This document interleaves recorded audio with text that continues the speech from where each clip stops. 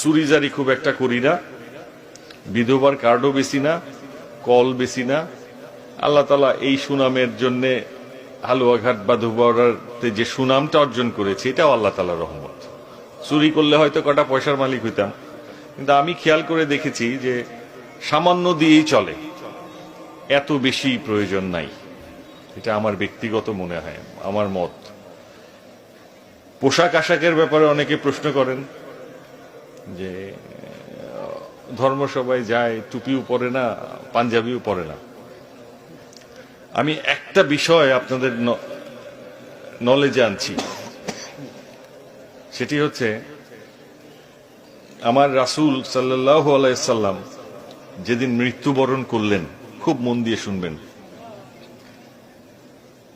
সেদিন তার ঘরের বাতিতে তেল ছিল না।